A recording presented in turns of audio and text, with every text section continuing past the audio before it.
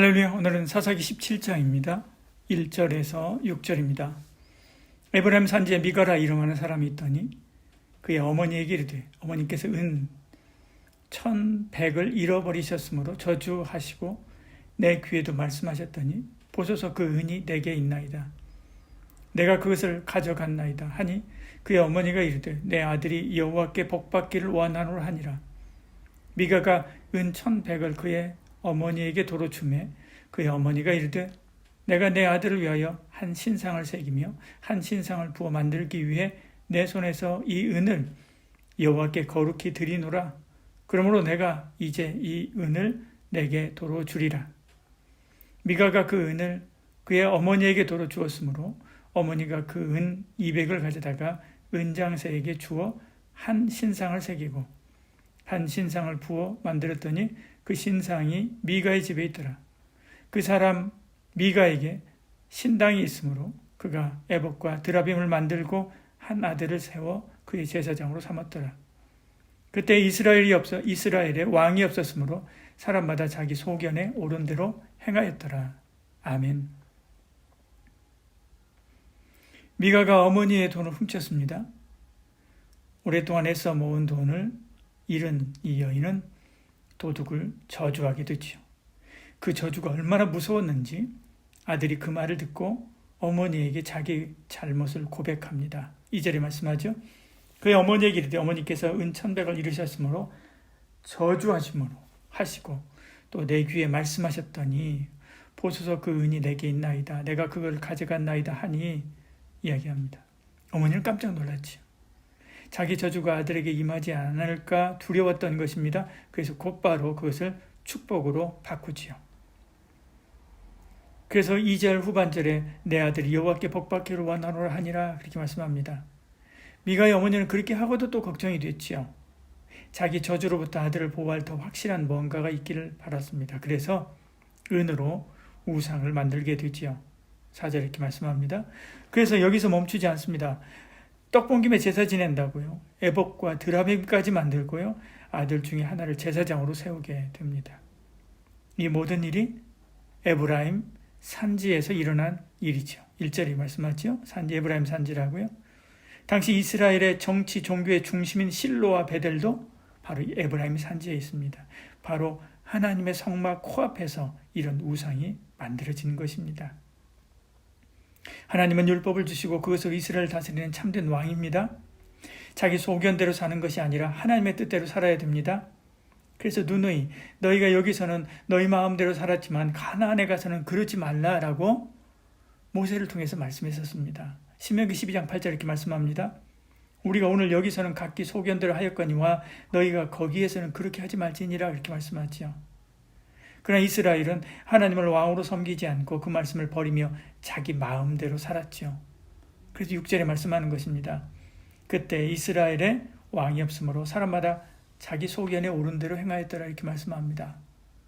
그것이 우상으로 가는 길입니다. 이렇게 없는 우상도 만드는데요. 주변에 잘 정비된 우상, 그 우상은 이스라엘 백성들을 미혹하기에 충분했죠. 이것이 사사기의 비극입니다. 오늘 우리의 비극이기도 하지요. 우리는 오직 하나님만이 나의 왕이요 나의 하나님으로 알고 섬겨야만 합니다.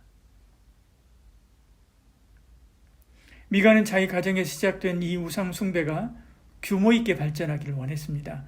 때마침 방황하던 레위인 청년을 만나게 됐지요. 7절 8절에 말씀하죠. 9절에 이야기합니다.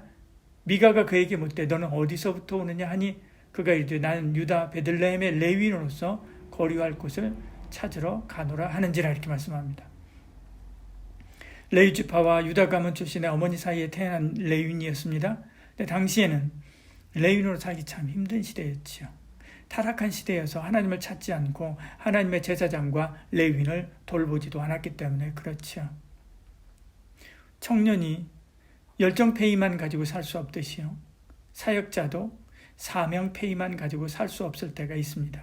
물론 그렇게 살아야 됩니다. 그러나 인간인지라 한계가 있죠. 부패하면 하나님을 돌보지 않고요. 돌아보지 않고요. 그런 사회는 하나님의 사명자가 살기 힘듭니다.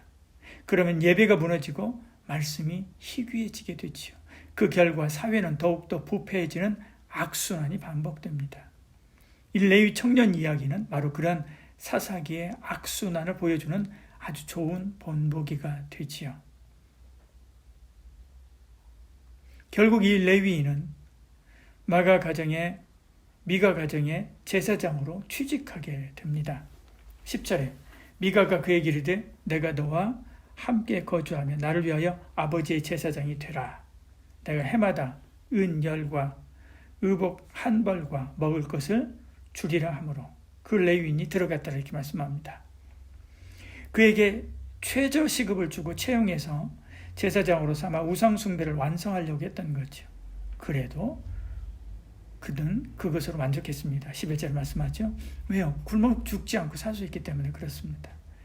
그러면서도 미가는 이제 자기가 복을 받게 되었다라고 생각합니다. 13절에 이에 미가가 이르되 레위인이 내 제사장이 되었으니 이제 여호와께서 내게 복을 주실 줄 아노라 하니라 이렇게 말씀하지요.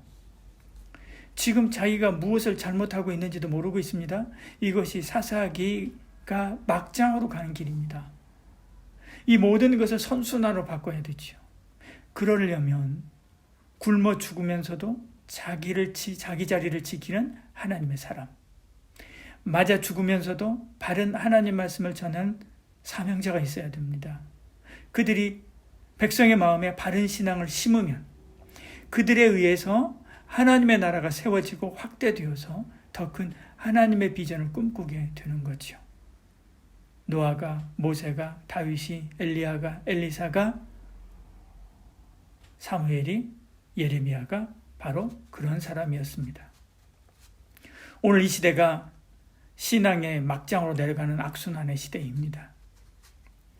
오늘 우리가 이 모든 것을 선순환으로 바꾸려는 사명자가 되어야 되지요. 기도하겠습니다. 사랑이 많으신 우리 하나님, 우리 가운데 함께 하시고 은혜 베풀어 주시사 이 시대가 사사시대를 방불케 합니다.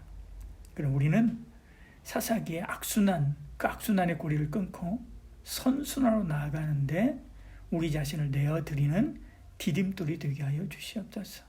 그러려면 여러 가지 아픔과 고난과 배고픔을 견뎌야 됩니다.